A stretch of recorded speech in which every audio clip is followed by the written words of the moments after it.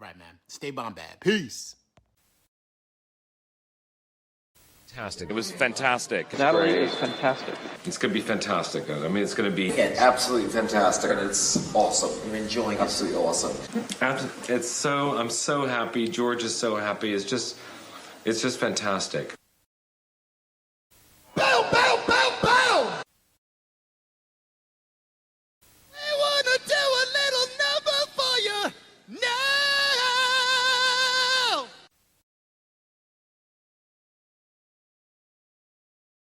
Go Tigers, go Tigers, go Tigers, go Tigers, go Tigers, go Tigers, go Tigers, go Tigers, go Tigers, go Tigers, go Tigers, go Tigers, go Tigers, go Tigers, go Tigers, go Tigers, go Tigers, go Tigers. Locked out. Even I can't get past the security. Gerry! Hi, Ben. Hi, George. How's it going? It's going all right.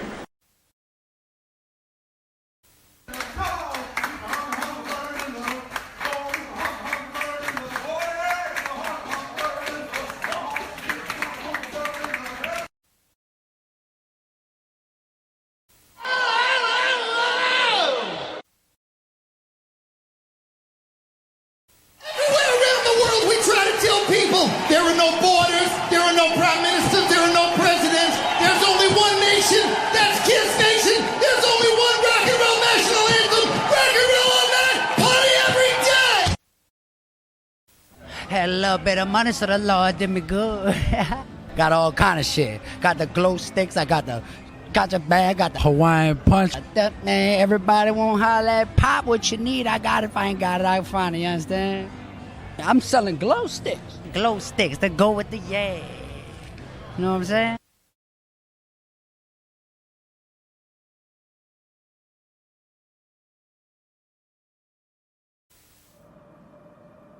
I am hooked. Binge watching The Mandalorian. Oh my God. Easy with that. Unbelievable. It's on Disney. Check it out for yourself. I actually think it's better than the Star Wars movies. Just great. こんにちは。ボンバットファミリーと私たちのライブ放送へようこそ。私たちはあなたの視聴とリスニングの喜びのための素晴らしいショーを持っています。今あなたのホストスコッティ・ジェイロとジェリー・ケーブルに Stay Bombad を楽しんで覚えておいてください。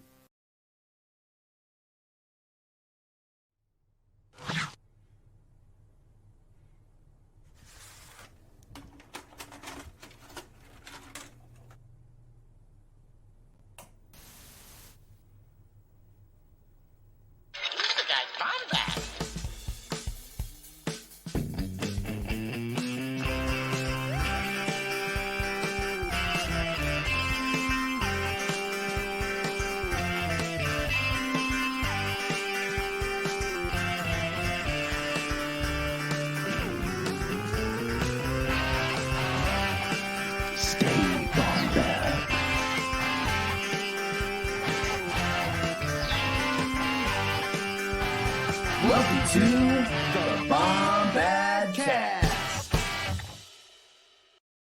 What's going on, Bombad fam? It's your boy, Scotty Gerry, always wanting to stay Bombad with you live right here. You know what? It's a spectacular night. And before we do that, I got to show y'all something. Look at this. Bombadcast business cards? What does that mean? Oh, well, you know what that means. It's time to scan the QR code on your TV. That's right. It's bouncing around just like that Coinbase, the Coinbase ad from the Super Bowl. Really clever stuff. Bet you can't get it. And if you get it, you get a high five. All that being said, here we are, another Thursday night. If you've never checked out this page, well, do yourself a favor, okay? Hit that subscribe button, thumbs this video up, share it with your friends and family. We're super, super happy to be here. And of course, what you're watching is indeed the Bombadcast, as you can see right here. Pictures of me and Gerry hanging out. This is every Thursday for y'all. Isn't that wild? Look at us. Coolest guys in the Star Wars fandom. I can say that much. The most Bombad guys in the Star Wars fandom. And of course, not only can you check out Bombadcast, we also got a wonderful show called Bombad Gaming. Yes, it's a video game show where I play some video games. Last night, I played the original Battlefront 2000 with my boy Eric Cotterman. We played the story mode, The Rise of the Empire. And so we're going to finish the other half of that next week. But you know what else is up? I got to talk to you about one thing. I have a co-host. And he's handsome. He's a nice man. He's one of my favorite people. We'll be spending, actually, of course, we'll be spending a good many days together in California real soon. Let me bring him up. I'm very excited. I'm very happy to say that. I see him once a year now, it seems like. And this is going to be a great meeting of the minds. Gerry, how are you doing? Gerry, you're muted, my sweet friend. That's every time. He's steady talking, he's muted. Make sure you unmute yourself. What are you talking about? Sorry, I got distracted by I was making a comment here. Just thumbs up our video. Shove your thumbs up our video. Shove your thumbs up our video, please. Like the subscription. Yes. Yep. Do it. Watch Do our it. videos. We got Do the plenty of them. things. We got a ton. We got We've tons of like stuff, over actually. 100. Yes, Oh, I it's actually wild, showed man. someone our the reaction video, the Rise of Skywalker Really? reaction video today, and I mean they were dying, they loved it. Really? You know, Tell me about yeah, that. yeah. Well, so I had a doctor's appointment today, and I went and I showed my doctor, and she was like, "What? This is just because she loves Star Wars and everything." She's like, "Oh, this is fantastic." She's like, "Oh, he's." And she was laughing at Scotty crying, and not in like a that loser. crying. Oh man, that guy looks like he's never seen a woman or anyone. But no, like in the sheer just oh, I love that joy, kind of a thing. Yeah, And it was and just kind of a cool there. moment and everything. Yeah, That's it's very much there.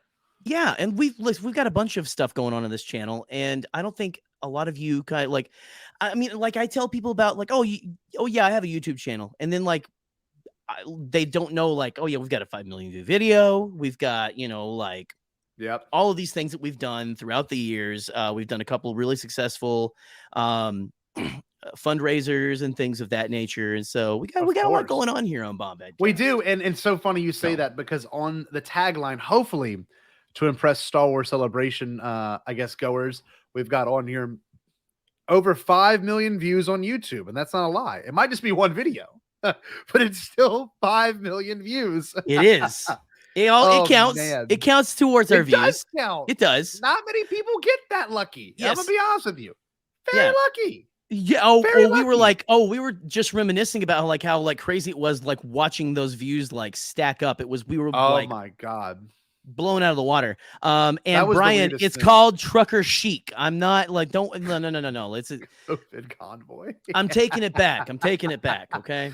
That's incredible. Well, look, I want to show you one thing too. And tonight's episode is going to be a blast. I'm going to show you this. We're exploring the depths of Wookiepedia. And this is a great site for those that don't know. And I haven't even told Gerry this yet, but Gerry, I decided to make a Bombadcast Wikipedia. I didn't know you could do that. Yeah. I guess technically you could make a Wikipedia. You can make a wiki. It's very accessible. Let me see if I can find it real quick. Fandom. Okay, let's see what we got. Bombadcast, maybe? I have to see. No, it might take me a second to find it, because I made it this morning just out of fun. And more than likely, I'd imagine we probably get some people submitting to it. I know Will is a big contributor to Wikipedia, but also Bombadcast Wikipedia. Yeah, look, I was gonna say I think Will is just I don't think Will's gonna watch this I emailed him while I was at school, so he knows what I do on my off hours. How bad is that? So wait, you're done. Look, Troy's in the chat. One of the best. What's up, Troy? Best. What's up? And he says, you handsome lad, you. Screams like Scotty at Spanish Town. Let's get that queued up. Let's get it. Here we go. We're gonna get it.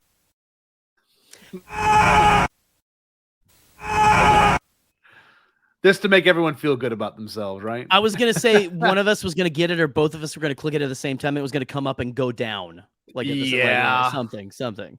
Oh man. Well, guys, gals, non-binary pals, welcome again to the Bombadcast. It's so good to see you here. It's good to be with Pumped you. to have you here. Yes, Of course. So, Scotty, Gerry. yes. Yeah. I think we have a sponsor tonight. Can you tell us more about that? We see this is the Bombad hive mind. It doesn't quite, it's not quite smooth, but damn it, is it on, like, it's on fleek, as the kids said probably 15 years ago. Of course. I think they did say that 15 years ago. Yeah. I think it was 15 years ago, so a little behind, but it's okay. But yes, the Bombadcast. Welcome to the Bombadcast. Tonight's Bombadcast is brought to you by Wookiepedia. Read about ducks. No way. They're in there. No way. That's amazing. Yes, you literally look it up. So Wookiepedia, and I think it's weird that that's their actual tagline for their brand. But it's read about ducks. They're in there. They're in there. I love that. There's a lot of things in Star Wars that a lot of us, like, it's very mundane things. It's very it's very just, there's very normal and yet very the most off the wall stuff I think you'll ever see in your entire life. No, it's incredible. I have about 20 links pulled up and ready, but I want to ask you about this. This is kind of what inspired this episode. Gerry, what the hell is that horse guy at the bottom right? Explain that to me. So there was a thing that happened on Twitter, I think Saturday night. Yeah, I believe so. Something. So what is that? What is going on? This is the lovely. I'm trying to pull the name up here. This is Hohas is the. Hold on. I'm trying to find the. I had the. Damn it! I had the thing pulled up and then I lost. Oh yeah, it's Hohas. This is Hohas Equish. So both of his names. So I don't know if you can see, Scotty, but this looks like a horse. It looks like BoJack Horseman joined the Rebel Alliance. And Hohas Equish. I'll just go ahead and read. I'll go ahead and read his Wookiepedia. I got not pulled it up right now. Actually, I got it right now. Here too. What do you got? You want to go for it? This is it right here. Hohas Equish. It says Hohas Equish was also known as Runt, was a male Thakwash from the planet of Thakwa, serving the New Republic as a founding member of the Starfighter Covert Operations Unit Wraith Squadron, and fighting in the campaign against Warlord Zinjin. Dude, this is just next level. Yeah, well, I was gonna say, now the picture actually that they use on Wookiepedia, it's not quite as equine. Yeah. Right. Yeah. But my favorite is the one that you have on the, that one's amazing. The thumbnail right there. Just a horseman. Yeah, that's. I just want art. I just want this as like a painting in my house for people to just go, you big BoJack fan, eh? Yeah. Like, no. No. Rare. That's Hohas Equish. Better recognize Hohas Equish. And the interesting thing about Hohas Equish, okay, is right. Listen. On, y'all? Hey Pete. Hey Michael. What's up, Pete? What's up, Michael? What's up, Troy? Listen, you thought that it was crazy when there was a giant green bunny, but no, we have literally a horse person. We have a horse, which is like, there was clearly a time in Star Wars in the 90s where they were like, we're just gonna take animals from Earth and make like like anthropomorphic Looney Tunes. Well, like if Looney Tunes were live action, this is what we would have, right? Well, the character Jackson, wasn't he like from the Marvel run too, back in the 70s, if I'm not mistaken? Yeah, like way a long time ago. Yeah. So that was from the 70s, but like I feel like it keeps going, and I mean even in the movies you have the Gamorreans. Yes, of course. But yeah, so Hohas Equish, he was My little Hohas. My little Hohas. My little Hohas. My little Hohas. My little Hohas. So Hohas was a part of Wraith Squadron. Yeah, I see that right here. I'll click on And that. yes, so he was let me see here. Let me read a little more of his Wookiepedia here, down his biography. Because Hohas Equish was considered small for his species, he was nicknamed Runt, despite the fact he was still physically a physically imposing presence, almost 3 times with almost 3 times the strength of a human, which I think is just a horse. I think, like, he's very, healthy as a Hohas. As well as being considerably taller than most humans, like a horse. He had multiple This is where it gets so wild. This is where it gets like, what were they on in the 90s when this came? I think this was like Wraith Squadron. Those books I think came out in the 90s. Correct me if I'm wrong, Jack. Yeah, I think so. He had multiple personalities, often there it referring is. to himself in the plural, which proved to be a detriment in pilot training. Equish would frequently lose himself to the pilot mind, which was hostile and to any potential enemies and did not readily obey orders. So apparently this was something with that species, that they all had multiple personalities, and it was just normal for them. It wasn't a thing, which I'm like, I don't know how quite to read that these days. I don't know if that's like speciesist. Oh, like, or if it's if it's he's unhinged. Like if it is like offensive to people who have multiple personality disorders, Sure, like, that is interesting. Hey, these horse aliens are just like you, but they're normal. Just like you. It's normal for them. If you could make it the horse world, you'd be normal too. Actually, it's not horse world. How much the horsepower? planet is called Thakwa. Thakwa. So, but I love that his name is like basically Hohas. It's like basically a horse. Like Hohas is like very horse-ish, equine. Yes. Equish is very, very equine. What we got here? What we got? Hoof. Do we have any full body shots in that? We don't. There might be some on Google. Let me get some pulled up on Google. Matt, if you're in the chat, does Hohas Equish have, somebody tweet Matt Martin, does Hohas Equish have hooves? Wait, look at this. This is a canon. This is an action figure that someone made of Hohas. Oh, I see. I saw that actually the other night when I was looking through. That's like, it's the buff Hohas. Look at this. I like that. I like that. That's very like muted Andy Warhol right there. I feel like more fan art as well. Hohas Equish's day out. So there's some inspirations, I guess. It's great. That's I think a lot of people like that. Yeah. That looks like, to me, that looks like what people say the Bothans look like, right? Yeah, I agree. Actually, that looks very Bothan, which I think they are described as fairly like equine. Maybe I don't. Again, chat. This is please. why Star Wars is great. Let's be honest. This is the reason you have some of the deepest thematic material, ever. And then you have Hohas Equish. Who again apparently is a badass character. Again, I don't want to all love and peace to you. It's just like I was like, me and Scotty love the weird, and this made it past my radar. This was something I did not know, and I'm gonna be looking at Matt at Celebration and going like, can you give me more? Like I know I need to read the books. He said just read the books, you'll love them. But I want I want a Hohas Equish shirt. I want more Hohas Equish in season 3 of The Mandalorian. Yeah. Where can we put Hohas Equish? Okay. Like whenever they let us look of Hohas. I was telling Eric Cotterman this the other day. I said, Eric, one day our generation, because I think the generation before you right now is writing Star Wars, right? And then your generation's going to write a Star Wars. And then Eric and I's generation is going to write a Star Wars. Then my students' generation is going to write a Star Wars.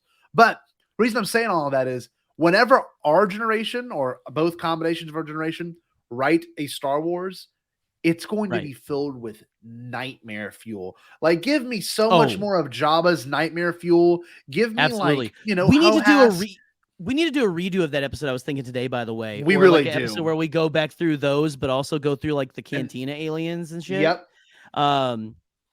But yeah, no, nightmare fuel, more nightmare fuel, and also,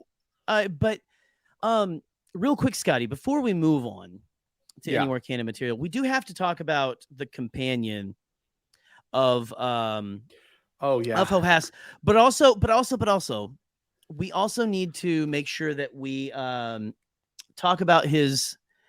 Hohass has a very and this is spoilers for the Wraith Squadron books. Hohass has a very dark ending to his character. Like his death is so Hohass dies, as we all do. You know, death comes for us all. Death waits for no man. No. But I want to go ahead. So first we've got here. He dies at the hand of who? Because I think I have his name pulled up. So here is the. I got it right here. Vort Sabinring.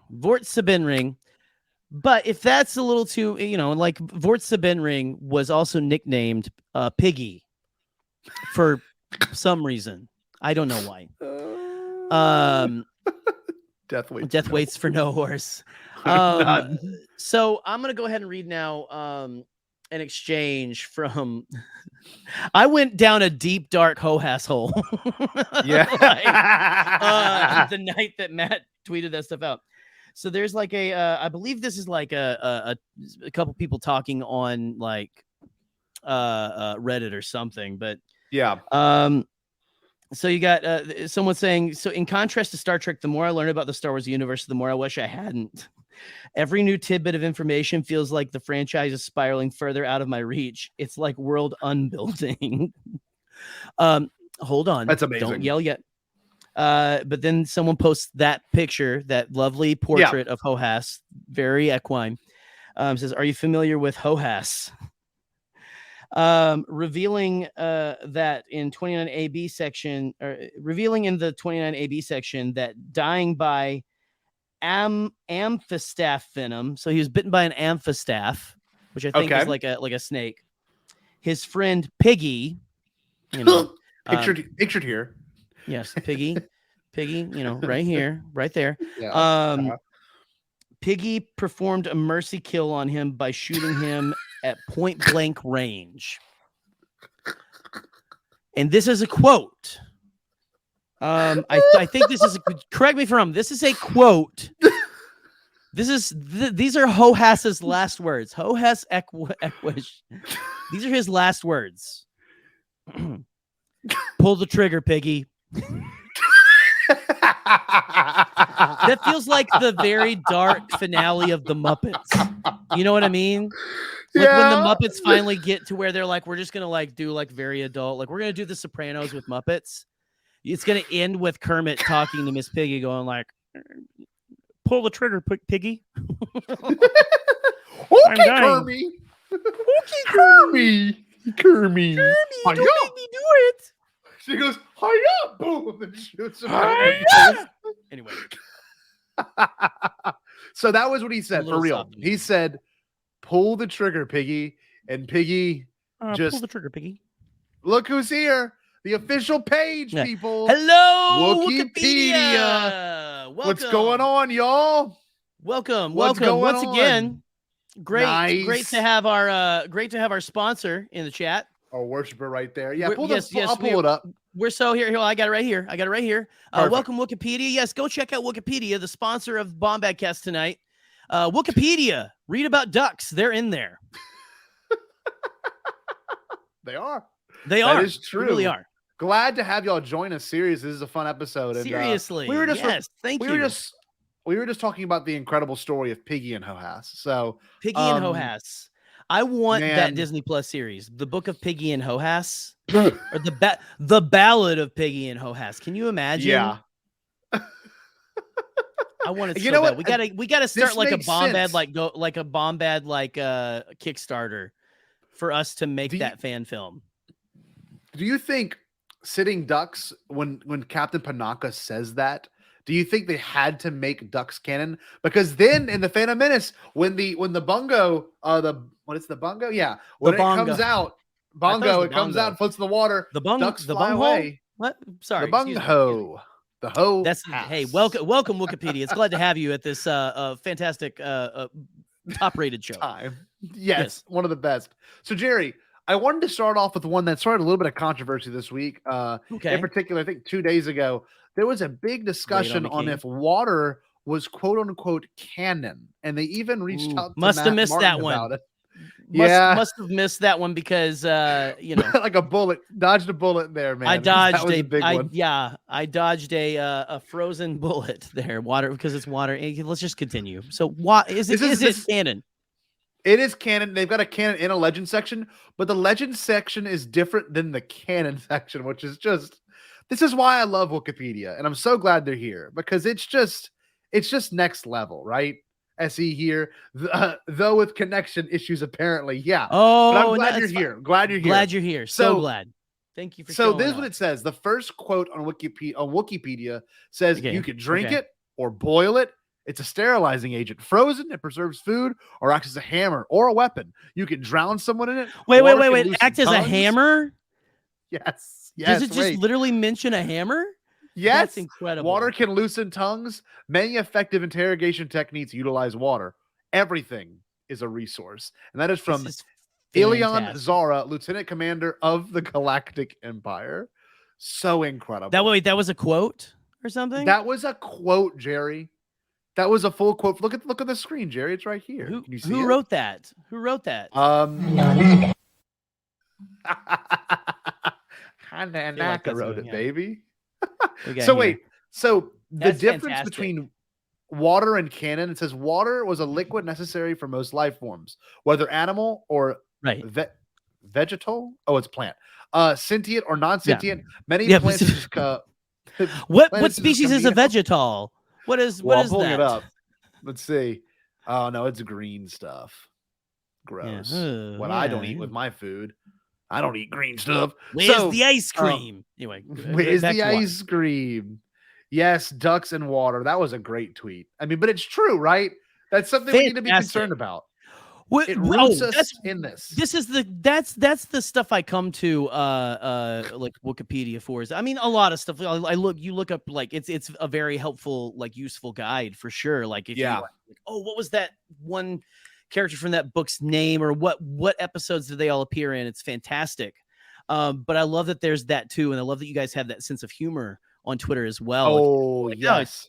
Ducks, here they go. That was, man, that made my day when I saw that thing. Oh, and that's true. Finn also goes, water. That's true. He does say water. Good point, Pat. Good point. I like that. That's awesome. But I like this more as well. I'll show you this. This is Legends entry for water. It says, water, known scientifically as dihydrogen monoxide, was a compound created from the elements hydrogen and oxygen and found on many planets in the galaxy. The surface of planets such as Mon Calamari, Camino, and Manon were completely covered in water. In other terrestrial planets, water was found in oceans, lakes, rivers, aquifers. Water was a vital commodity for many life forms, while other species, it was poisonous. Bodies of species consisted of large amounts of water. For example, water is about 60% of the human body weight. But I love this. They decide to use this, this might be from like Star Wars Galaxies. You can barely see it when I pull it up. But let me see. It's not pulling up all the way. I was going to say, see from the screen, it's like a weird blank to me. It's like a Legend of Zelda container of water. It's incredible. Water farming. Moisture farming. In Legends, does water also like it resurrects Palpatine and I think so. Maybe they clone they do a clone of water called Water or something. Like I mean it all with love. Does water have a beeper? Is what I want to know. Like Han Solo. That's true, huh? Space beeper. Does water have a space beeper? What's up, Steve? How's it going, buddy? Steve, yes, thank you. Yes. The image. Yeah, that's from Galaxy. See? Glad to have you. Nice. Wikipedia. Glad to have you this here. Is like, look, so Gerry, see, we're never gonna not have to know anything for this whole show. We know every single thing because we have the master in the chat. We have Wookiepedia in the chat. The end all be all. So I want to say one thing. Whenever I went about doing this, Jerry, I thought, let's put a tweet out there, get some people wanting to contribute. We got a couple from Patrick Covey and a couple of other listeners and fans and friends. Yes, we did. And I want to pull up a classic that I think Patrick mentioned on our Bombad Weirdos, maybe. Okay. Did we ever talk about Graf Zappalo? I don't think we ever talked about Graf Zappalo. No. I swear. Well, wait. Maybe we did. I'll pull him up. Look, the name sounds really familiar. Oh, wait, hold on. If it's the one I'm thinking, pull up the old. It's kind of hard Zappalo. to see. It's the guy that's sitting next to C.O. Bibble. He's sitting next to C.O. Bibble. Let's see another picture of him. Yeah, look, there he is. Actually, that's Attack of the Clones. He's next to Padme in Attack of the Clones. Right. An interesting character. Fantastic. We're gonna look at the Legends entry because it's way more ripe than the canon. The canon's very very plain and just talks about not a lot of Graf Zappalo but content currently. Typical, classic EU stuff. We've got a little bit more to look at. So this is pretty cool. Following the Battle of Theed, the newly established alliance between the Gungans and the Naboo, Zappalo led Naboo starship engineers and Gungan scientists on development of the Montras class amphibious medium transport in the ER-1 probe droid in order to explore the Naboo abyss and one of Naboo's moons, Oma Da'un. Thanks to the project, the Gungans eventually colonized the moon. So no, there's not Russians or the Chinese on the moon or Americans on the moon. Who would have thought? Gungans on the moon. Gungans on the moon. How cool is that? Was that scene from Dumb and Dumber where he's like, "We landed on the moon" or something like that? We landed on the moon. We landed on the moon. They sent them to the moon, or I guess they went of their own accord or something. But anyway, I say we have a suggestion from the source itself. Here we go. This is going to be good. This has to be good. Jerry, do you mind reading this one when I pull it up? I'm going to get you bring it up, buddy. One. Bring it up. Oh, I'm so excited. I also have one that we need to look up before we end, but we can, let's do Korobor. Let's see what I'm interested. Trust me. Okay, we got you. Jar Jar Armstrong. His arm stretching in next week. All right, Jerry, this is for you. Let's go. Korobor. Korobor was a virtual reality attraction that bounty hunter Ara Singh considered clever and was excuse me. I have terrible eyesight, by the way. I don't know if you know from my glasses. Was considered clever and was present at a fun fair on the Galactic Empire's capital of Coruscant in 19 BBY. The Korobor used a hold on. Undo it real quick. A neural booth. I'll just read it. A neurosticism booth in order that the sensation of becoming a starship gave the user the sensation of becoming a starship with the use of all of its component parts. Why can't we have that right now? No, there's not just an Oculus in Star Wars. It's an Oculus where you can be a freaking car. You can be not driving a car, not driving a car, not driving a starship, not flying a starship. You can be a starship. Starship? What the So do you sit like for hours at a spaceport? Can you do that if you wanted or something? The way it's phrased is incredible. Does some guy like wake up and go like, "Oh, he was the Millennium Falcon the whole time"? Like, oh shit, like that was that'd be great. The sensation of becoming a starship. That is great. Wow. It reminds me of that cartoon, like that cartoon from the 80s or something where the teenager had the superpower that he became a car. He was like a weird car or something. Yes.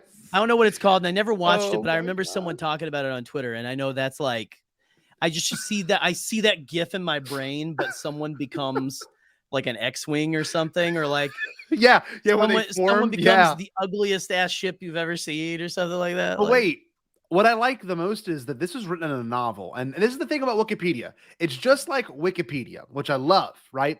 It has hyperlinks to other places. And like in middle school, I used to just scroll through Wikipedia and just like learn about Aerosmith, then learn about the guy who made the record, who also produced Van Halen's first record. Like you could go on and on and on and on. That's why I love this site because, okay, look, this one was written by Vengeance Scatter, who brought the article to comprehensive article status. Shout out to Vengeance Scatter.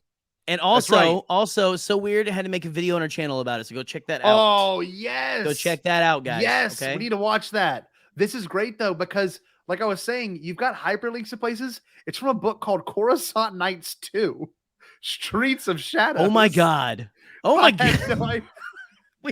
Wait, that's almost similar to remember when people were like freaking out like after Rise of Skywalker because like Palpatine was like a grandpa and they're like doing the Palpatine sex math and we did Coruscant Coruscant Air Taxi Confessions or something. I think was the name. That sounds like that like level of tomfoolery. Honestly, just look at this cover though. This is 2008. That's incredible. Man.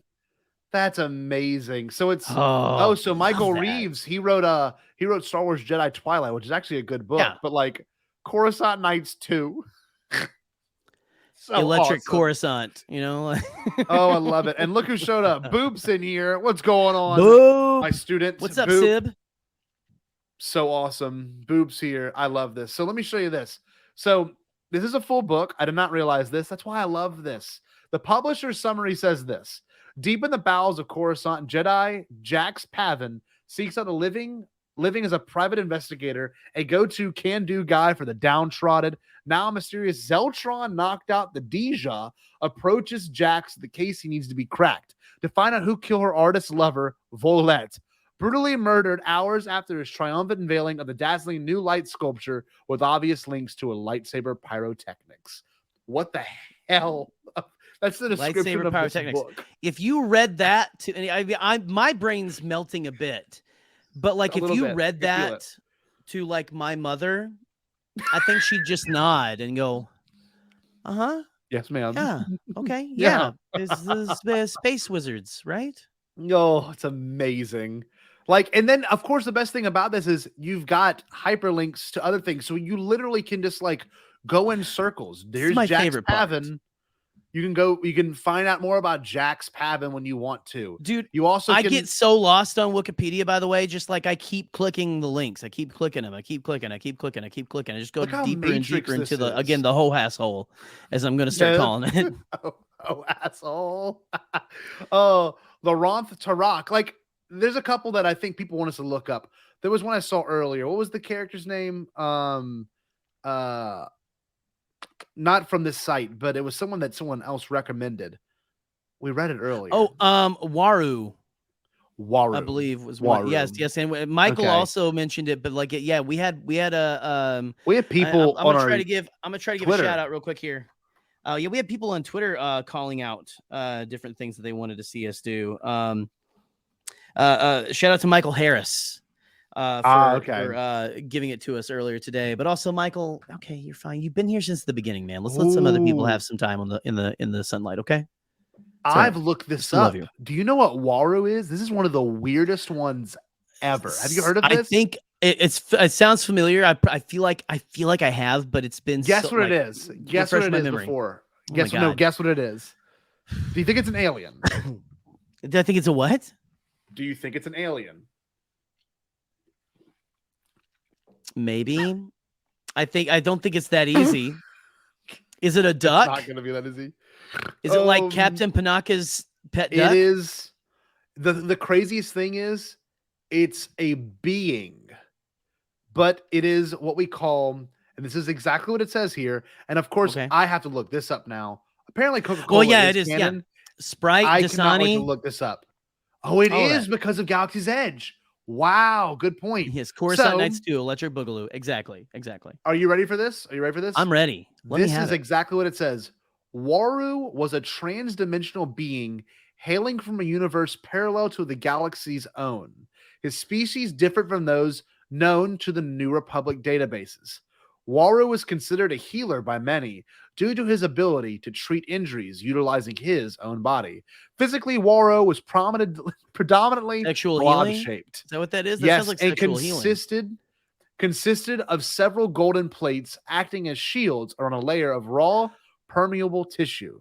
A thick, syrupy liquid compared to ichor flowed freely from Waru. Ichor. The spaces between, Ichor. Sorry. Flew. I just think about like Mandalorian, like they want the carcass in its ichor or something. I think is right. Yeah. That's right. Please flowed continue. freely from within Waru's through his spaces between the covering plates. The inside of Waru is much larger than the outside revealed, allowing 3 adult humans enough to Doctor swim Who? through. Is this the TARDIS? Just wait. Are you ready? This is what Waru looks like. This is the hold only on, known image of Waru. Here you go. I'm ready to see your reaction. I remember reading about this. Right. I remember this. I've looked this up. So I was looking this up at the weirdest, I was looking up the weirdest Star Wars characters ever. This and Mount Sorrow were a couple of my favorites. But yeah, so incredible. Here's Waru, who is a sentient sequin curtain. Look at this. Containing honey. And what's funny? Waru is a male. We know their gender, even though they're transdimensional, which is a very weird word for Star Wars. You don't really hear that. The affiliations are the Cult of Waru and the Empire Reborn. This is strange. Oh man. This forced Anakin's mother, Leia Organa Solo, along with the astromech droid. So apparently they all met Waru. This is strange. Right. You gotta meet Waru. Like this is like, like who hasn't? Yeah, he's got a huge past. Okay. The Cult of Waru. Waru, help us. Waru, heal my child. Heal my egg sister. Protect my Earth friends from the curse laid upon them. I love my egg sister. That's a new one. God, this is great.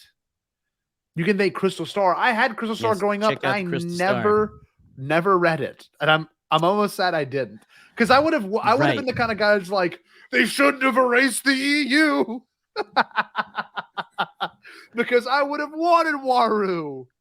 Oh, it's amazing. Waru is like, we got to find the custom Waru action figure at Celebration. Here's Waru hanging out with our boy 3PO. I didn't know that existed. Is he like cube? Is he a cube? I don't know. They don't really go to the specification on his shape. Is he like? It's almost like the gelatinous cube from D&D. Well, he was like a full character. Oh, here we go. Waru's appearance was considered. I'll read a quote. Hefir's scientists breached the walls between dimensions and brought into existence a massive slab of meat covered with shiny golden scales. Though this entity Waru lacked discernible sensory organs, it was highly intelligent and could communicate in a deep, resonating voice. Waru's appearances was considered a very strange in the galaxy. Indeed, while attempting to match Waru's species to a list of known species in the galaxy, C-3PO stated that Waru matched no known grouping and was in fact unique. Externally, Waru appeared to be a large, blob-like object covered with golden scales, which he used to allow entry into his being. Come on, Waru. Put protection on. Waru, hey. Come on, Waru.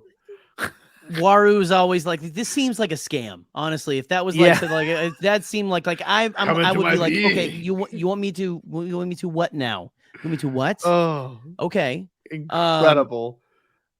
So a deep resonate. What did it say? Was the voice deep resonating voice? A deep resonating voice. Maybe a Sir Patrick Stewart or something. Could you imagine? Imagine you're sitting there in canon. You're sitting there, and it's the Force Awakens, and then who do you guys cast as Waru? Yeah, fan cast Waru. Please fan cast Waru right now. It is I, Patrick Stewart. Yes. I can't even do. What is a Waru line? Do we have a Waru line? Give me a Waru line. Yeah, there's some quotes. Let me find one. Give me a Waru line, and I will. He showed up in a couple of books. He showed up in the Crystal Star, the New Rebellion, and Young Jedi Knight's Delusions of Grandeur. What is that? I love this site. I don't know if I can find any notable quotes. I just love Star Wars. I love how deep again and philosophical this thing can be, as we were talking about. But also you've got these pieces of it when you pull the certain pieces out separate from the universe. It's almost like, what is this even from? Like, where does this even go? Yeah. Star Wars truly is just taking all of your action figures from every single, like, genre show, and like Teenage Mutant Ninja Turtles and Ghostbusters and, the Transformers and everyone just all together, I love that Chris and your Ryan's Play-Doh now covered in played golden scales. Waru. Chris Ryan's Chris Ryan's. Oh, Chris Ryan's like, is as Waru. I like it.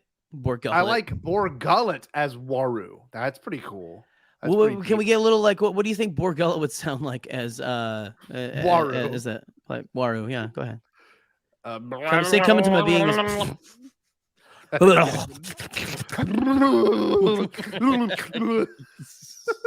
Clip it. I also like this response. Michael Cera. Sorry, Mike Rowe is the voice of Waru. Wait, what? What Michael did you say? Cera. Oh, Michael Cera. Hey, Waru. step into my being, and we'll see what happens. I'll hear you. Yeah.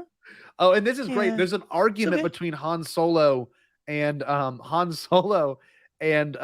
Luke about Waru. It says Waru's a healer. No healer can succeed all the time. It's tragic, but people do die, even young people. You didn't see what happened? Waru didn't fail. Waru planned what happened. Which one's Han and which one's Luke? Because I feel like it would be cool if it was like flipped and like Han was like, but look, like for the first time. Well, the ending said, you didn't see what happened? Waru didn't fail. Waru planned what happened, and Waru enjoyed it. I love that line. That's great. Oh, it's awesome. I mean, it's just, you're not convincing me any further that it's not, again, quote unquote, sexual healing. I'm just like, whatever. Like, this seems like something off of Futurama. Honestly, you're like, step into Waru and be come into me and be healed. Oh, it feels so, like just kind of like. I also just have like Sir Patrick Stewart doing that kind of thing. I don't know if you've heard of this guy. This guy's name is Janu Godalhi. Jandu Godalhi. Right. Have you heard of this character? No. Who is that? You haven't? No, I have not. Yes. I want to see your reaction to this one. Who is this? Okay. Hold up. Let me wait. Is that Pablo Hidalgo? This is his background character from Revenge of the Sith. That is Pablo Hidalgo, and it's him. It's his character from Revenge of the Sith, and it's literally, it's an opera. He played a character in the opera that someone in the opera. Look, here's that. That's shot. We got Baron Papanoida. Right? Yep, that's what we got. Baron Papanoida and way Pablo. Down there. There he is. Oh, Pablo. Actually, not Pablo. Poor Janu. Janu, yes. Godalhi. Yes. Old Janu Godalhi, yes. It says Janu Godalhi was a constable. This is great. Historian and rebel from the planet Teth. Known for his law enforcement skills, Godalhi was known throughout the Outer Rim territories for his pursuit of justice. His skills, coupled with his exhaustive historical knowledge, made him a pioneer of several security techniques and measures. During the Clone Wars, he became a vital information pertaining to the new Confederate superweapon, specifically the fact that it was, in part, being funded by the crime lord Jabba the Selek Tiur. Fantastic. This is so strange. Okay. So Pablo Hidalgo, but in Star Wars, is who that is. Yes. Essentially, look at the this character description. Oh, Wookiepedia. I was gonna say we're gonna have to go check that out. We're looking at right now. Real quick though, they also left us this Senator Jar Jar Binks commemorative drinking cup. Is this real? Is that something to? Is that something we should look up right now? They want us to look this up real quick. I spelled senator wrong. I was just gonna have us look up breast because it is a page. I have on sex Wookiepedia. I have sex pulled up too. Well, breasts are canon. I have reproduction pulled up. This is real. There we go. This is real. Oh my God. Is this? This is Legends. but Misa it says, thirsty, Misa thirsty. Misa thirsty. The talking action of Senator Jar Jar Binks' commemorative drinking cup. A Senator Jar Jar Binks commemorative drinking cup I was think a I have type one of drinking those. container made in the likeness of Gungan Senator Jar Jar Binks. While attempting to collect a bounty on Senator, the desert planet Tatooine, the bounty hunter Melvin Fett. Melvin Fett. That's the most lame name Boba's cousin ever. Encountered a Jawa sipping soda from one such cup. Confusing the souvenir with the Gungan, Fett seized the item contents and he had seized the item content that he had captured his target. Okay. And one of the cup's phrases is "Howwood." This is incredible. This is now I want my Phantom Menace commemorative cup from like one of the restaurants that I have. I have the Jar Jar commemorative cup. Me too. Yeah, from our universe, and I want it to say things now. I want it to say things. Do you have a cardboard standee of Melvin Fett behind you? Actually, yeah, I do. Let me get him pulled up big. Hold on.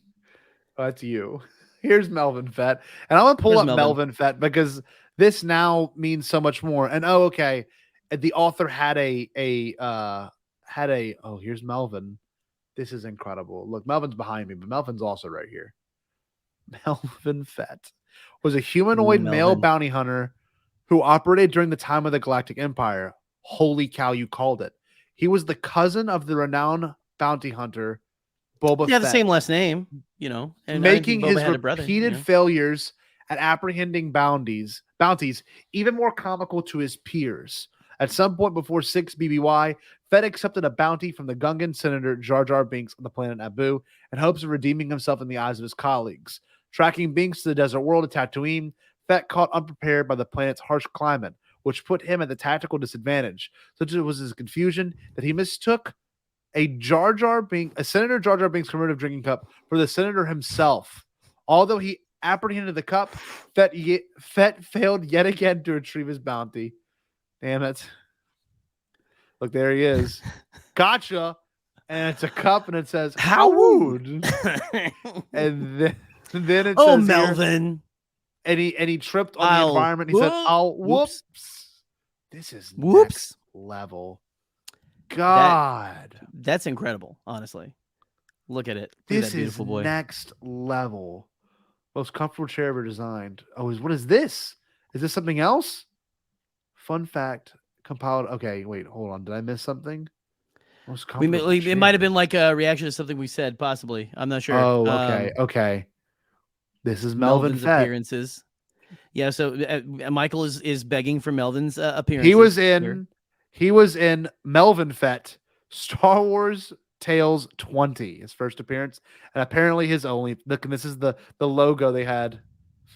Melvin Fett.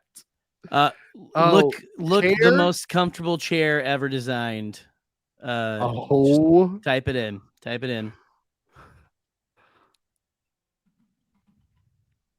Oh no, I'm getting ads. Is it called most comfortable or the most comfortable? Hold on. Let me pull it up for you here. Oh, it's just most. It's just most. I got it. I was using the most comfortable chair ever designed. Yeah, you got to be very specific. Oh, this is real. Oh no. What do we got here? Hold on. Wait. This is from Michael's favorite set of stories. Oh, Michael. Yeah. He was asking if we were going to touch on this. We are now. May I? Yes, please. I'll pull you The most comfortable chair ever designed was a gigantic floating rocking pillow. So is it a chair? Hi, I'm Mike Lindell, and this is the most comfortable chair ever designed. It's a big rocking pillow. Don't ask me about the election. Okay. The New Republic pilot Han Solo kept the chair in the center of his sky house on the planet Bespin. His sky dream house, excuse me very much. His sky dream house, okay? Let's see. On the planet Bespin in 5 ABY, Solo hosted a housewarming party at the sky house where the most comfortable chair ever designed was reserved. What is going on? Oh, Listen. sorry. I was I was gonna say. I was like, I was reading Sorry. it. Like they said I can get rid of the ads. This is the show, guys. Wikipedia said you can get rid of the ads, and I said, okay, I'll do that. So I signed up for an account. We need to. We do this show every Thursday. We need to. The most comfortable chair ever designed was reserved for his guest of honor, the human Leia Organa. I love that sentence. It was reserved for his guest of honor, the human Leia Organa. Oh, it's amazing. While seated, Organa relaxed through the chair's gentle rocking motion and closed her eyes, allowing her to forget her concerns about her secret operations for the Senate Planetary Intelligence Network, or SPIN. Solo played the role of host beneath the most comfortable. Solo played the role of host beneath the most comfortable chair ever designed, introducing the guests to Organa one by one. That is incredible. He sat beneath the chair and introduced the guests to beneath the giant pillow. The giant pillow, rocking pillow, if you will. No, it says, look at this. They even said this. Wikipedia says, make an account and start editing with the wink face. Look, here's the deal. Wikipedia. All right. If you want, maybe, I'm just gonna say we got some lore. Maybe this episode could inaugurate Bombad to Wikipedia, because I want to show you this. You know who has a Wikipedia? No, has a article on here? Guess the person's name. No, just guess. Is it does it start with They're a J? In the chat. Nope, they're in the chat. They are in this chat. Yep. Do you have any idea? Is it young William? No. Wikipedia has an article about someone in this chat, and I'm not kidding, not themselves. Okay. Well, stop making me guess. They know. Guess it. They know. Are you ready? Here's the big I'm ready reveal. for it. I'm gonna pull. Is it the most comfortable chair in the world? Nope. It's the Podfather. It is him himself. Peter. He has an account. And look, maybe with this Wikipedia, we plead to you. Maybe we'll earn an account with this. Maybe. Because we won't make fun of Legends ever again. Pete is my Star Wars father here. And I'm gonna be honest with you. I love Pete. Maybe we'll be lucky enough. Maybe. But look at this. Let's read about Pete. We love Pete. Pete is a freelance writer who, Pete is also in the Discord. We need to get in the Discord. Pete is a human. Yes. Is a human Pete freelance writer who was best known for his work in the mid-90s for Lucasfilm and top Star Wars Galaxy magazine. There you go. The Star Wars Insider magazine. Discovered, I like this, by Steve Sansweet. Yes, that's right. Toys and collectibles, unique fan stories, and the New York area Star Wars movie premieres. He was right in the thick of Star Wars resurgence at the turn of the century, covering events like the special edition premieres in 1997 and the 3 prequel trilogy premieres. He offered almost 200 Star Wars questions for the amazing science fiction and horror trivia game. In the early 2000s, Pete stepped away from writing and disappeared from the public eye. I love that phrase. That is so mysterious, Pete. Ooh. Disappeared, only to reemerge somehow. Man. Pete Fletzer Other returned. than issuing occasional blog posts. In 2019, he launched a podcast called Around the Galaxy, featuring 1-hour in-depth interview with Star Wars authors, creators, and personalities and social media voices. And get this. You can see all of his articles here, but even better. Look at that. Look who has. You can go to Around the Galaxy. You can go to their page, the website. Look at Pete. Pete is the greatest. Wow. Peter. Can we look at these articles? Yeah, you can look at the articles. That's awesome. Wow. Yeah, come on. What does Boop got to do? You know, I mean, come on. A Boop's got a Boop. All right. That is incredible. Oh, yeah. You have to look up Argo 6. This is insane. The page themselves are in here. Listen. SE, we need a Bombadcast page, because Pete wrote for like Star Wars Galaxies, and he wrote for all that kind of stuff, but like you're never gonna like we did what? We did this.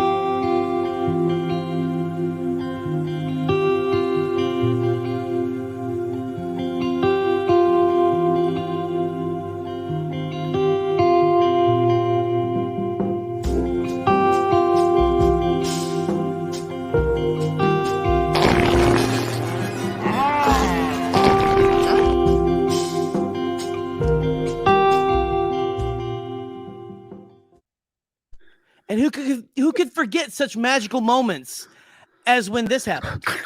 Okay. And how do you feel about that? Okay. Oh, that's amazing. That's our portfolio, essentially. Hey, another friend of ours. Look who else has one. This is even more special. Who has one? On top of Pete, our buddy Brandon from Talking Bay 94, one of the greatest. Fantastic. God, he's been on the show a couple of times. So Love how many Lucasfilm crew gifts do we have to buy off of eBay? I have one in my closet. Right. So Argo 6. Now this one apparently is a brain breaker. Jerry, do you want to read this one? Oh my God. Oh, well, Argo 6. Hold on. There's a disclaimer first. Wookiepedia is not legally responsible for anyone's mental damage from reading Argo 6. And again, Wookiepedia, the sponsor for tonight's show, yes. Read about ducks. They're in there. So let me pull this up wide here. Actually, go back to the smaller screen. It's better to see. Okay. Yes, because I'm old. Argo 6 was a terrestrial astronomical object, the climate of which featured several seasons. All members of a family residing on the celestial body maintained miniature farms in their mouths. Once again, on this terrestrial astronomical object, there were members of a family who every member of the family contained a farm in their mouth. Keep going. This is really strange. Yes. Kind of like a lot of people I know on Twitter contain a farm in their mouth, which helped provide them with sustenance. The farm in the mouth of one member of the family contained fields of alfalfa, chicken coops, and a complex irrigation system. At some point, Scotty, we're trying. Listen, we're learning here. Scotty, listen, okay, listen. I'm the teacher now. I'm in charge. At some point, that individual, again, who had fields of alfalfa, chicken coops, and a complex irrigation system in their mouth, inside of their mouth. At some point, that individual visited a molecular dentist on Argo 6 while performing a routine molar cracking procedure. The dentist discovered the farm in her patient's mouth. That's always bad too. When it's bad to get talked down to by your dentist. It was like you're not doing enough. That's the worst. You're not brushing. You're not flossing. There's a farm in here. There's literally you have a complex irrigation. You have a complex irrigation system in your, and it's not helping. You'd think that it would help. It's not helping. Also, you have halitosis. Okay, so let's move on. Wait, keep it going. This is the best part. Subsequently, comments. Excuse me. So she was cracking. The doctor was performing a routine molar cracking procedure. Yes. The dentist discovered the farm in her patient's mouth. Subsequently, comments of both the dentist and the patient on the discovery were included in an article in the August 8th, 1694 issue of the Galactic Gossip publication. So Star Wars takes place in the future, I think. It's in the past. Okay. A long time ago in a galaxy far, far away. But I don't understand. This broke my brain. Listen. When was this? So what was this in? Let's see. This was this is in a book. Monsters and Aliens, because I've wanted to buy. Well, that was first mentioned. Argo 6 was first mentioned in the 1993 book Monsters and Aliens from George Lucas, a publication that combines creature designs and photographs of various projects of George Lucas, creator of Star Wars franchise, with original text by Bob Corral. Lucasfilm employee Leland Chee maintains the Holocron community database. Has indicated that information contained in Monsters and Aliens from George Lucas is non-canonical. So just George going off the cuff. With respect to the Star Wars Legends community, however, the 2009 reference book, The Essential Atlas and the Star Wars and it's StarWars.com online companion built upon the mention of Argo 6 by introducing the Argo system, which was situated in the Tragan cluster, a part of the New Territories portion of the Outer Rim territories. So it was just in that reference book. It's got to be in some. Where did the mouth stuff come? Where do the farms and people's mouths come from? So I got a good news. Right now I'm on eBay about to buy that book because Bombadcast is talking about this book next week. So that's all I'm going to say. Yes. I'm not Okay. joking. So where does it go? Like, is it just those are the only books though? Like, where does the mouth stuff come in? Like, that's what I want to know. Is it from that? This is God. That's what this is. This is unbelievable. Plus, there's a guide entry in Wookiepedia, which we're going to look at in a moment. So I just bought this for $11. Very happy it's coming to my house. Let's see when the delivery is going to be, because this is going to be what we talk about. This is how. Okay. Yep. And I don't want to show my address, but it says you should get it by March 25th. So I just bought this book. Just bought this. Look at that. I had Look at that. We have the book. Yes, it has been purchased. Much as these people have farms in their mouths. This is what it looks like. So this is on the way. Oh, that's incredible. I've seen that. I've seen that. I love that book. This has been bought. This has been purchased. So good to know. Now they got us buying stuff. Oh, please. Well, not us, but I want to, Scotty, I can try to. Oops. I can try to read. Look at this. Hey, you got to learn sometime. Monitors throwing more in from the background. Oh, yes. Hold on. Yes. Buick. Look up Buick. My first car was a Buick Skylark, by the way. That's for anyone that doesn't know. Buick's 1997 Buick's a red Buick. Oh, this is real. Oh, look, Jade, one of our discussion moderators, is also throwing more in from the background. Yes, please. This is fantastic. Oh, look, we have been tasked. Oh, wait, you're now responsible for writing up one weird article from that book. You know what? Yes, I will. On it, SC. You're my new leader. You're in charge of us now. You've taken over. That's it. So I'll read this.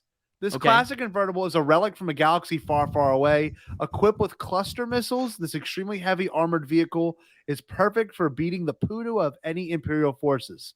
The Buick was a unique vehicle called a car, more specifically, a convertible, that was capable of ground, atmospheric, and space combat. It was a unique design in the galaxy, coming from a place outside of known space. It included very durable hull and unseen engine systems, powerful enough to propel it through space at a high rate of speed.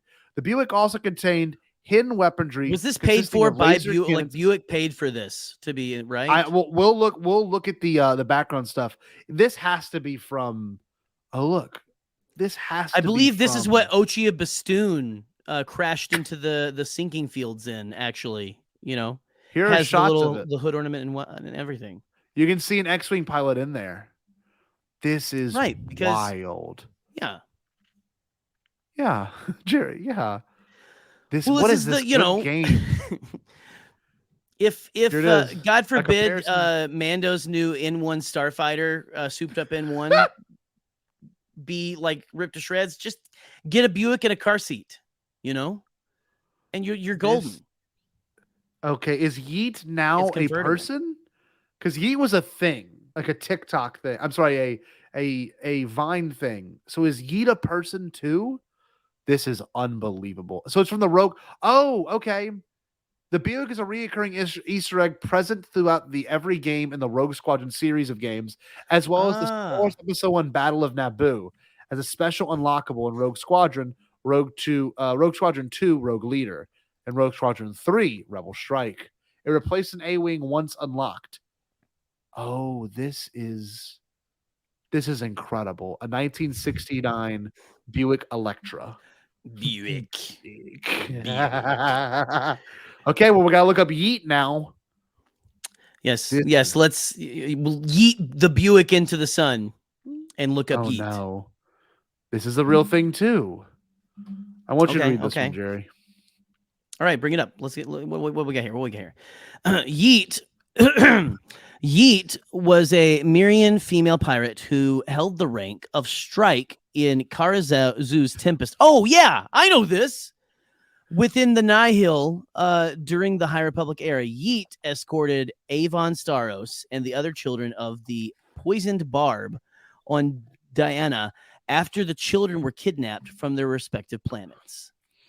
Yeah. Yeet. No, Yeet is canon. I remember Yeet now. What but I do. the That's a hell? fantastic name. Yeah. Yeet. That's awesome. Yeet. So he's a That's why Nihil? it's a very new, like it's a very new, that's a very new character. Yeet. Incredible. Wow. So Mount Let's Sorrow. race up in we the High got Republic, Kurt. by the way. Kurt, what's going on? Glad you're here, bud. Mount Sorrow. I mentioned Mount is Sorrow my earlier, but favorite. Let's bring it up. I'll pull him up. Yep, let me get Mount Sorrow pulled up. Jay, this is a great time. This is just like going on. Listen, Boop, we can't do the Oppo Rancessus question yet, and I don't know if Wookiepedia wants an article about that on their website. So here we go. What do we got? What we got? Oh, there Mount he is. Sorrow. Look at be gone, Mountain Sorrow. Sad Jerry, boy. read this for me, please. Mount Sorrow was a mountain. Mount Sorrow was a mountain on the forest moon of Endor. The tip of the mountain was in fact sentient. And we are 12 years old. Mount Sorrow was a mountain on the forest moon of Endor. The tip of the mountain was in fact sentient and had the power of to both blow people off the summit or cry. You gotta make sure you read full sentences in this one. Yes, you really do. Yeah, you do. It had the power to blow people off the summit or cry tears of healing. Sorrow was a figure of legend in Ewok lore, albeit an obscure one, known only to the shamans and witch doctors of Endor. Sometime during the Imperial era, Mount Sorrow was able to cure budding poet Tebow of the perilous laughing spell, inherited from a loony bird in the Endor woods. And this is like, I believe this is from the Ewoks animated series. I'll tell you what it's from. Comic. Oh, Jesus. It's from the comic book based on that, right? Go back up. Let's finish it real quick. I want to see. It's from Ewok 7, which I'll pull up. Ewoks number 7. It was the comic of the Saturday morning cartoon. Read the second line. The second line. Despite being a mountain, Sorrow was in a constant state of depression. Sounds like you. I think I'm Mount Sorrow. Yeah, I think I'm Mount Sorrow. Despite being a mountain, Sorrow was in a constant state of depression, be it either stern or sad. It had excessively high standards. Yeah, it's me. It's me. I am Mount Sorrow. Exceedingly high standards, granting the benefit of its healing powers only to those it deemed worthy. It also had no qualms about sending children to their death. That jumped up, but that right there, this really just like that escalated quickly right there. That's incredible. Which it demonstrated by attempting to murder Wicket Wisteri Warwick and Princess Nisa and Jari Kintaka.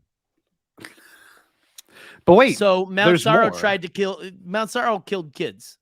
This is a whole thing. Child murderer and Mount Sorrow. This is a picture from Mount Sorrow from far away. Just want everyone to make sure they saw that. Well, you can't see the sentient part because the sentient part's just the tip. So they discovered him. Why do you seek my tears? This is insane. God, I love Star Wars. This has taken a turn, Kurt. Looks a little like Wilson Fisk. A little bit, right? That's there. Amazing. Look at this. Ha ha ha. No, get away. You're destroying me. Ha ha ha ha ha. Do they kill him? Why is he laughing about that? Why is he laughing about that? Oh, wait. No. Because he's happy. Is he happy, or is it is that the laughing disease that Tebow got from the loony bird? This is so unbelievable. Do you want to read this whole thing? Like, this is insane. I don't know if I want to read the whole thing. Mount Sorrow is my dad from Boop. Geode's Grand Rock. Welcome, Half Moth. It's good to have you here. Be gone. Tebow, help. Tebow, the mountain help. is trying to destroy my friends. This is just, and I agree. This is really fun, SE. Wookiepedia, everyone here in is, general. I love this. But read the Energizer Bunny page. What the hell?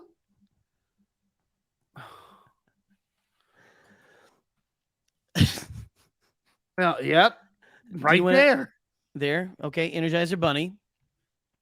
Oh, yes. What we got? Oh, look at this title. The Energizer Bunny was a small male lagomorph-like creature that used the Energizer battery to attach to his back to keep going and going. Around 3 ABY, the Sith Lord Darth Vader was sent by his master, Emperor Palpatine, to take care of the Energizer Bunny's battery. However, after a brief duel on Cloud City's carbon freezing chamber, the bunny was able to escape from Vader after the batteries of the Sith Lord's lightsaber ran out, leaving Vader disarmed. There's a whole biography. I saw this commercial. Okay, I remember this one too. Yes, it's like the most. It's like I think it might be like it's like the one I remember the most of any Star Wars commercial ever made. Honestly, when my apprentice Darth Vader arrives, he will take care of your battery. Incredible! Just look at this. Equipment. The Energizer has the I can't battery look away. attached to his back, which allowed him to keep going and going. He was also carrying a set of drums, which he constantly beat. The Energizer wore a pair of sunglasses and sandals. Good to know. Good to know. You know, beach ready. He's ready for the. He's ready for the water. Okay, he's ready for the sand and the surf. What's Gungan? Wait, what is Gungan? Is that a? Is that a? Well, is that? Is it like Gungan style? Hold on. I mean, one would assume. Or is this like, or does he want to say like a Gungan? Oh no. No. It's I bet it is. Oh yo, wait. Hold on. Pull it up. Wait, is it canon? Oh, it's Legends. It's Gungan Legends. style is a Gungan dance that Jar Jar Binks, junior representative of the Kamel sector, was known for performing at a time of the Clone Wars. The dance consisted of a few basic moves, making it look like the performer was riding an invisible mount, alternatively holding the reins and spinning a lasso before moving into a leg shuffling side gallop. They literally did Gangnam style. Yeah. But Gungan style. Yeah. I'm sorry, Gungan style. This is God tier. Oh my dude, I had some things pulled up, but the chat and of course SC and everyone in here has been making it so much more fun. All of you. I want to pull up one that I had done research on that I thought was particularly funny, which is Zhao Yao's full name. Okay, and I was also going to put it. Well, go ahead. I'm sorry. Continue. I was just going to say, guys, I actually don't. Correct me if I'm wrong. I might be the biggest Zhao Yao's fan.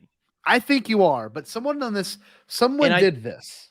That's true because I don't know his full name apparently, and I feel I might have to change my Twitter handle because my Twitter handle right now is Gerry Yowza.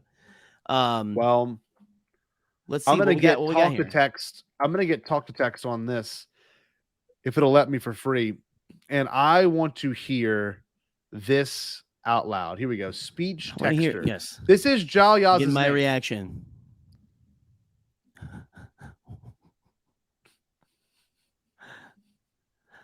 More commonly known under the stage name Zhao Yaoza. That is well, you know. I'm gonna stop sharing this, and then I'm gonna share the speech to voice text. to text. Yeah, speech to text. And we'll see what they have to say about this. All the boomers can't. Yeah, the boomers can't pronounce that name, so you have to do stage names and stuff. You know. Oh no, I'm sorry. I should do text to speech. Let me just do that. I was doing speech to text. Text to speech. A little backwards. Let me see. I don't know if you can pull it up again, or I could try to read it here. Okay, yeah, you can try reading it. Hold on. I'll put it in the chat. Here it is in the chat. Good luck, everyone. And go. Jewezgnik Kishlibris et Nimerdebledkliks, which is a very Legends name. Look, you got all the apostrophes and all that. So the only thing is missing is a couple hyphens. You know, it is. That's just a couple of those. You know, hold on, I can pull it up real quick so we can all enjoy what this sounds like.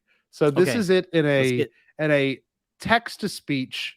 So look it on your screen real quick. Let's look, and let's we'll see. hear it out loud. Here we go. I haven't heard this yet. Look at the name and listen. Here we go. Let me know if you hear it. I didn't hear it myself. You didn't hear it? Let me try again.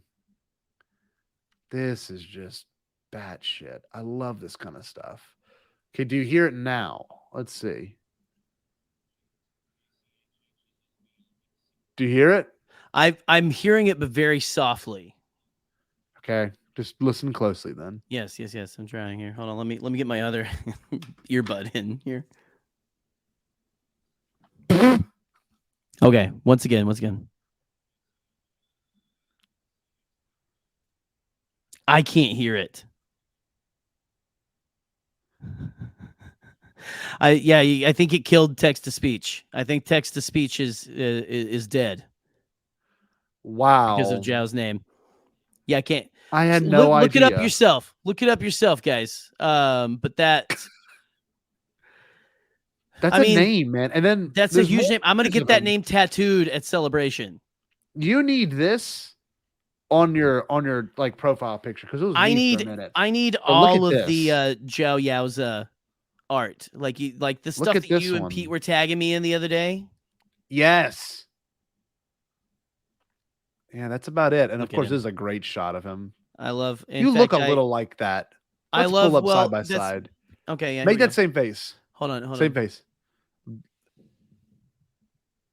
That's not bad. Look kind of at the camera though, like right at the camera, because that's what he's doing. Oh, he is, but he's like sideways, like. Y'all do look a lot alike, and I mean that. Well, that's why. Well, thank you. Thank you for telling me I look like the most hated Star Wars character ever. Thank you. That I love. You know. Yeah. Come right up on the camera. See all three of your uvulas hanging. Right. Well, they're very. You know, I work very hard to maintain them, so I like to show them. I like this. Zhaoza is delivering more lyrics in his entertaining style. He's communicating joy. If I didn't hear it myself with my own ears, I'd swear it's telepathic. Whoa. Ooh. Then he goes on to say, the comparisons between us, I do also love to sing like a Yezm, which is I love is like now a phrase. That's a phrase in like bookable of that. But it's not. It's actually a pitch that affects me and makes me happy. Many species I've observed, even if they don't like the sound of the voice, will end up clapping and cheering when Zhao Yaoza finishes his set. Wow. One of a kind, huh? That's fantastic. One of a kind. That makes me happy, my goodness. Man. So, okay. For one thing, I love all of the Zhao Yaoza content that we're getting tonight, but do we want some Pablo Hidalgo awesomeness? The answer is always yes. Of course. The answer is always yes. Yes. Don't make us wait. This is one too. Yeah. There's a couple of ones I've looked at on here. Beezer Fortuna. There's a God. God has one, but it's not quite what you thought. Hold on. And God is hold on now. God has a great Legends entry. That's very deep. God was a deity recognized by some humans. He or she, if in fact having a gender, was omniscient and possibly omnipotent. Okay? The maker of droids was a god or a deity. Omnivore? They believe created intelligent creations of simple machines or was the first droid. Examples of deities included Yuzon Vong gods and the Kashiri gods called the Skyborn. The Zakul natives worshipped a pantheon of gods known as the Old Gods. The so-called old ways were generally discarded after the rise of the Eternal Empire. God was also a generalized term of sort of deity. When C-3PO was captured by the Ewoks with Leia Organa, Han Solo, Chewbacca, Luke Skywalker, R2-D2, he expressed that he considered him to be some sort of god.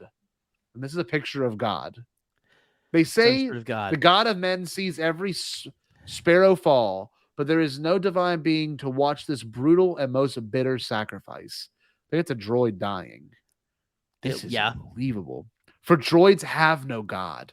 Jesus Christ. This is, don't you just love the 90s, I'm guessing, is when this came out or something? I don't know. Abandon all hope, ye who enter here. But then there is a canon because they use the term God-forsaken. Right. And that's something Like that actually Godspeed. Dooku says. Godspeed Rebels. God-forsaken, Godspeed, another one. Incredible. Okay. God, I love this page. What's up? We have, I believe, SE did post this in the chat earlier, but I think we were trying to figure out, okay, what is this? I think this is the Pablo Hidalgo awesomeness that we need to look up. Oh. Sharp. Uh-oh. Keening. Oh, yes. You ready for this? Absolutely, I am. Sharp Keening. Sharp keening at 85 cycles followed by 5 autonomous mandible clicks.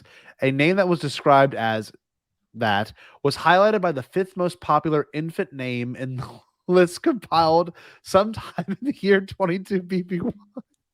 The name, along with the names Lasharbaru, Janara, Bernata, and Gariel, was listed in a reoccurring column called A Closer Look, which was featured in the 49th installment of the Cocoa District edition of the HoloNet News 531st volume. So that was the name of a child. Right. Sharp keening at 85 cycles, followed by 5 autonomous mandible clicks. That was actually almost that was almost my daughter's middle name, actually. Really? That's a beautiful middle name. Yeah. Sharp. And I believe it's hold on. Cycles. I believe it's pronounced. Hold on. Bring it back up. I want to make sure I pronounce it right. Okay. We got here. I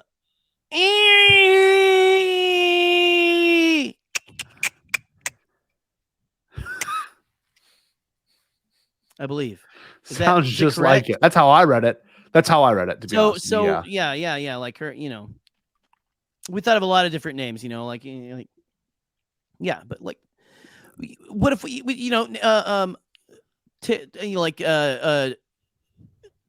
Teresa.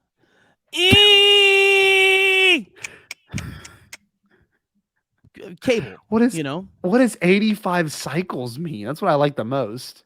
I think that's the amount of time that the sharp keening must occur. Or it is the loudness, maybe. Nice. And look at this. It's beautiful. We've got Wookiepedia tweeting now at Pablo saying we're trying to make the pronunciation of this. Once again, pull me up wide here real quick. I'm gonna try again. Sharp keening at 85 cycles, followed by 5 atonal mandible clicks. Okay, ready? Here we go. You want to see? Pull me a big?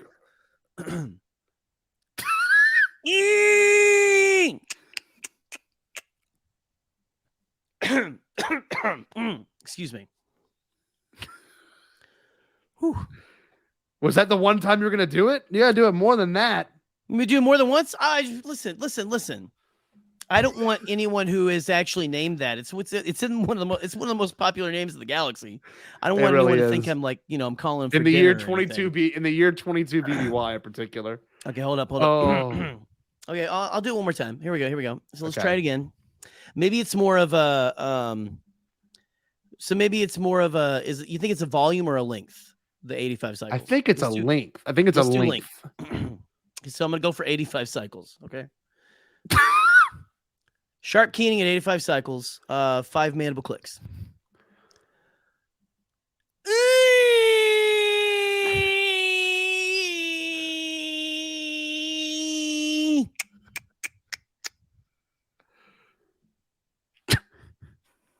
I think that's it. And if I do any more, my neighbors will call the police. I think it's more.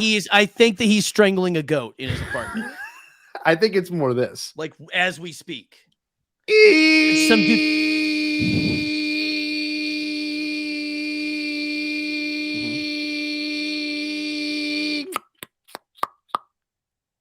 See, you got the atonal part more, I think, right there. Yeah. I didn't. Okay. What does No, Keely you've got. I even think you got it more because I mean? went. I was doing more of an. It was less atonal than yours. Let's just say that. Yeah. Okay. You know, I think it's a prettier name. I think it's a prettier name. This one's called creative. you know, you've got procrastinating. Wait, hold on. I like this. Cream of Womp Rat soup. I just love that showed up. So Cream of by, Womp is a popular soup flavor at Tatooine. Baru White Sun Lars often prepared it. Well, you know, cream of Womp Rat goes in a lot of casserole recipes. It does, doesn't it? Yeah. Creative procrastinating. Is that what they called it? I think so. Another one. You're welcome, Boop.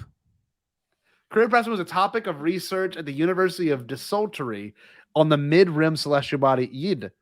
This university had 4 subcommittees on the subject, all of which were chaired by a local alien inventor and scholar Anaxi Lanaxi, author of How more many than 250 atonal mandible clicks are in that one? That's a lot. More than 250 treatises on the appearance, treatises on the appearances and disappearance of the arrival of departures. What? Oh, it's from the same book. Wait. Oh, I'm so glad we bought this book. Listen. Yes. Listen. Creative procrastinating sounds like what I majored in college. Okay. Exactly. Like it's like that was my. I feel like that's what I have a bachelor's in. Actually. Yes. You know. Yes. Man, this is wonderful. So you said you want to look up breast. You know what? Let's end on the on the lowbrow. Okay, let's end on the lowbrow. You know what? Fine. I also looked up. Oh my god. Oh my god. Do you want to read it, There's or so shall many I? shots of breast. We're just gonna look at breast for a second. Star Wars breast. Oh, this is sick. Look at the Rip Mon Cala. Oh my god! Look, it's fantastic. This is my favorite version of the breast. Oh my god! Oh yeah, then the look at this. Look at no. Oh, a hot Mon Cala. There's so many photos of breast. This is unbelievable. It's they are canon and legends, I believe. What? I don't know what there's the famous breast station. Oh, then the breasted robot. Yeah, the female robot in Resistance kind of had titties. I don't remember it quite like you. I think we've gotten into something else. I think we've snuck into another article because this is just Resistance stuff now. I don't remember it quite like you. Might be my I don't think favorite. do you want to read? Oh, even better. Oh, massively clean. The articles are massively. That's good up. because Scotty's a teacher and we don't want him to get fired. We're just having another dinner. Leia breastfeeds Gianna. They eat like starving Wookiees. Jason, let's actually read the thing. Just wanted a snack. I guess we probably want a second course in an hour or so.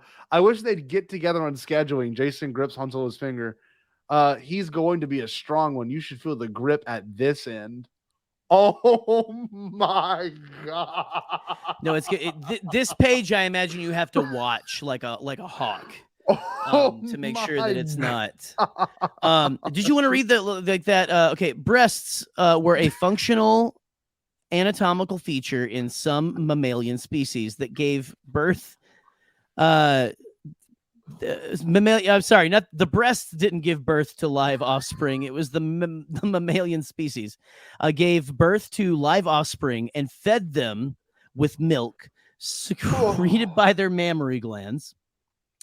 Some non-mammalian species had the appearance of breasts along with some droids with feminine programming, but they did not have milk producing mammary glands. Oh, this is so awesome. And that's all you need. The best one then is if you were to look at the one at the top of the page is Anakin like putting on his that it's like that's where here we go. This is my favorite part though. Under contents, it's got other categories, right? So you've got mammalian, non-mammalian. My favorite's gastropods and reptile breast. So let's look at gastropods. About the time you showed up again, Kate, I was beginning to feel lonely, Good night, everybody. neglected. You were always too much of a woman for me, Jewel. How's business? And Cade Skywalker. Okay, wait. Do we have photos? Hold look, on. yep. The image on the canon page is even better. Okay, wait, hold on. What do we got here? Look at this. That's a hut with boobs and a robot eye. That's who's talking to who. A female hut with a top on to conceal her breast. Right. Well, it's a cute top. The funny thing is, the twins, the sister twin did not, and also so did Gardula. They didn't hide their boobs. Hey man, free This the is nipple. so Okay, awesome. that's what it is. Okay. So let's go to the listen. photo. Before we get wade too deep into these troubled waters, let's check out the canon page. Gastropods and reptile breast is me and Jerry ska band. Yes. Yes. Yes. He has such a big, broad. The greatest breasts in Star Wars history. This dude's chest is bigger than my whole torso. Yeah. Why is he so big? Thank you, Ryan Johnson. I mean that. This is insane. And I love, again, that he wears his pants like my grandfather did. You know, it's fantastic. And you know what's even funnier? I think we could do a whole episode on Ben Swallow. Because I loved this when it happened in theaters. I was like, hell yeah. We're so used to seeing the woman. I think he was just working out or something. But it was also nice to have him. Yeah. To see this dude to kind of like get his moment. Because he's beautiful. Yeah, That's man. Incredible. It looked like he was waiting for Ray to like contact. He like spritzed himself with some like mist or something, like Axe body spray, so he looked shimmery or something. Remember, so he could impress. This I was lady just working out. Excuse me. Yarna Zeldal Gargan. She had 6 breasts, like a dog. Right. Yeah. This is just listen, man. The galaxy is a big place, full of a lot of boobs. Okay. We didn't even get to all the things I have written down, and that honestly makes me happy, in like every way possible. God, this was fun. So wait. Do we want to cleanse our palate from looking at boobs? Yeah, we'll end it on this one. Wookiepedia, SC. If you've got like 2 more you want to suggest, I'm fine with going 2 more in. I really am. Let's see it. So we've got Indiana. I think I know this one. Isn't this when they? Yep. Here we go. Yeah. By the way, gastropods and reptile breasts will be opening up for the Killers this May. Just so you know. I'm Indiana Jones. Who are you? Some kind of test pilot? Indiana Jones talks to Luke Skywalker. Dr. Indiana Jones was a human male archaeologist on Earth. This is great. Jones' native homeworld of Earth was many oceans and forests. The planet was very primitive compared to the rest of the galaxy, even being surprised at the common sight of a starship. Some time later, he met a young pickpocket he dubbed Shorty. He also discovered a region of the planet known as Atlantis, along with some strange finds. One day, while exploring a place called Mexico, I love that, Indiana Jones discovered an alien who abducted him to take him back to the planet of Xantar. While on the planet, he was discovered by Luke Skywalker, and he was brought back home by the alien shortly after. One of his many discoveries was the habitat of Chewbacca, whom the local human natives preferred to call Sasquatch, and Crash Millennium Falcon, which, as he admitted, was unlike anything he'd ever seen before. Even in Atlantis, Jones, his assistant, Shorty, started to explore the ship's wreckage, but decided to leave it alone after encountering a strange, disturbing remains of Han Solo within it. Wow, and that's the shot. I think we just cracked the plot of Indiana Jones 5. Yes. God, that'd be sick though. Oh, look at this. Fellow Dr. cryptid Henry Walton Chewbacca, Jones. Yes. We'll pick some fantastic ones for the final one after Indiana Jones. Okay, here we go. I'm eager for it. What a better thing to end on than the thing we broke on Twitter with water. Oh yes, rainbow. Here we go. Okay. Jerry, I'm going to give you the honor of reading this last one. I actually have no idea. I'm clearly honored. A couple of these, I knew what they were, but this one, I truly am. Rainbow in system. no way. Rainbow was a terrestrial planet. I love it already. My 4-year-old is going to love this one probably. Let's see. We'll see. Look at this drawing. Do people have farms in their mouths on Rainbow? Okay. All right, let me read this. I love that. Rainbow was a terrestrial planet located in the Rainbow system of the Inner Rim's Hapes cluster. Okay. Positioned among the Hapian Rim worlds. Rainbow could be reached by the Great Rim route from the Great Rim route, or the Rymar Trail hyperlanes via the planet Rymar itself. The planet had rocky terrain, which appeared in several different colors. Bands of purple, green, red, brown, and blue rocks made up the planet's surface, and rainbow-colored raindrops fell on the world. There was at least one raised surface on Rainbow, and the planet's skyline featured one rounded 4-colored satellite. Okay. Rainbow was home to the Jebi, a 3-headed, 4-legged, tentacled, and spotted species. When a Jebi laughed boisterously, it shed its pink spots, littering the surface of Rainbow. However, the creatures would then suck the spots back up onto its body. This is beautiful. I'm not going to lie. That would be a pretty cool Star Wars visual with rainbow-colored raindrops. That'd be pretty sick. That would be the thing to get my kiddo into Star Wars. She loves rainbow. Just imagine you're on a planet, lights are fighting. Yeah, and the light prism will shine through every drop, and you'd have to animate every drop. That's actually really kind of visually stimulating. But the idea of rainbow raindrops, I love that. Wow. You have kind almost of acid an iridescent look to them or something. Yeah, like an acid trip kind of thing. Wow. This is incredible. Yes, it is the L. Oh, yes. Even better. It says Leland Shee, keeper of the Star Wars Holocron Continuity Database, said in 2006 that published content from the Design of Alien contest was canon. The Essential Atlas, a reference book published in 2009, placed the planet grid square 09. So Rainbow is a real place. Rainbow that was is by a canon. 7-year-old for the Design an Alien contest, which was held through Star Wars Galaxy magazine. Wow. That's incredible. I love that. Is this. incredible. So Star Wars. What a great one to end on. Luke Skywalker can visit Rainbow. Rey can go visit Rainbow.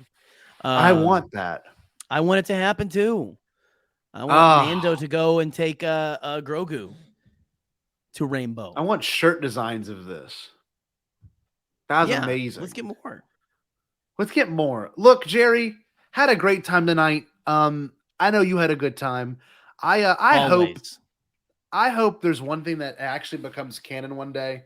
And I think it's not out there on possibilities if a character were to say, "Stay Bombad," as they left a room.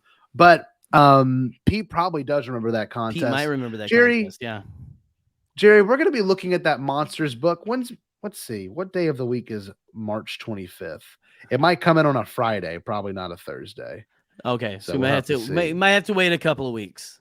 We might have to wait a couple of weeks, but I can tell you this much, Jerry. I had a great time tonight. Did you have a good time? Where can people find you, Jerry? Find it. Plug your Twitter. Rainbow Connection.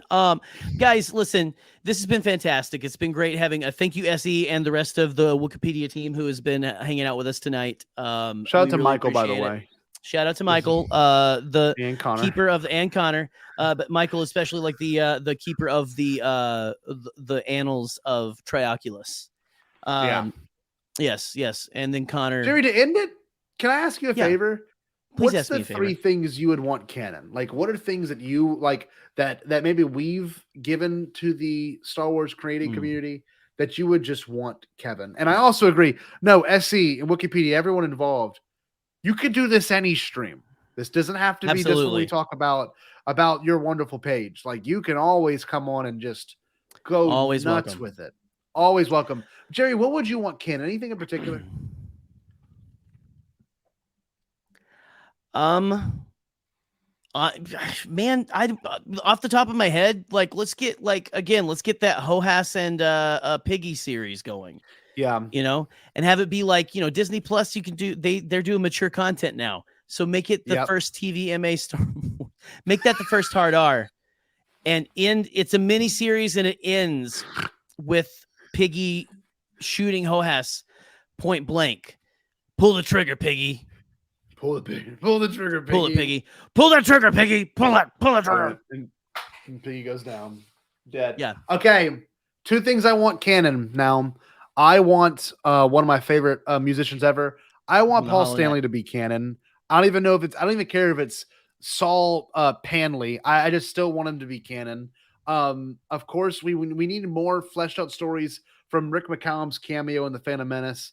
And my big thing, and I mean this, nothing would make me happier if this logo right here, I'm wearing it on my shirt, not even the logo, but the phrase, like if a Gungan were to say it, like let's say Jar Jar shows up in Kenobi and when he leaves, he says, "Stay Bombad."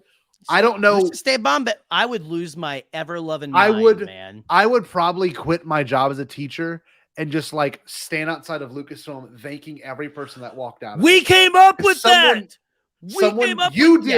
You did, and we just marketed that.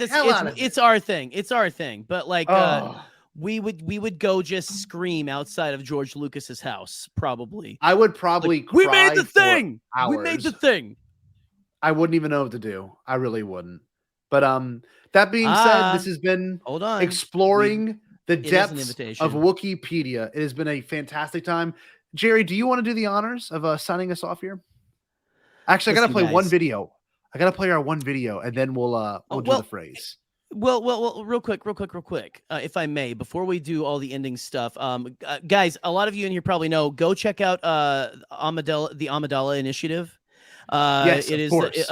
Listen, we haven't plugged it the last couple of weeks, but it was just we've been sharing their stuff on Twitter and everything. Go check out the Amidala Initiative's GoFundMe. Like right now, if you're not following them, follow them. They've got great merch, but it is a GoFundMe to raise money for trans youth and their families who are being targeted by the Don't Say Gay bills that are happening across the country. So again, we are one of the 77 creators who are shows and stuff that are supporting that. So again, go check them out. And I don't know, maybe we'll have some content in the future that will help benefit that. We'll have to see. But please go check that out. But Scotty. Yeah. How do we want to end this? I want to show that new clip that we made. We'll show the clip. Let's see the clip.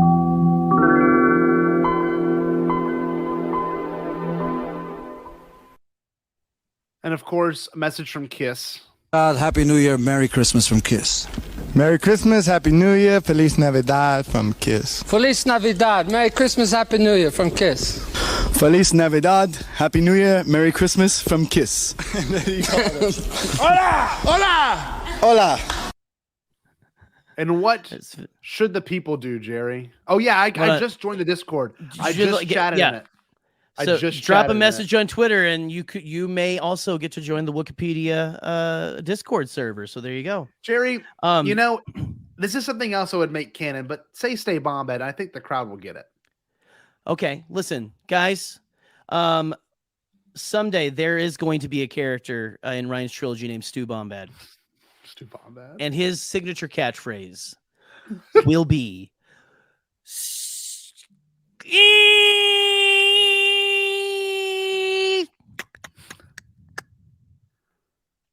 And what that actually means is stay Bombad. Did you say impossible?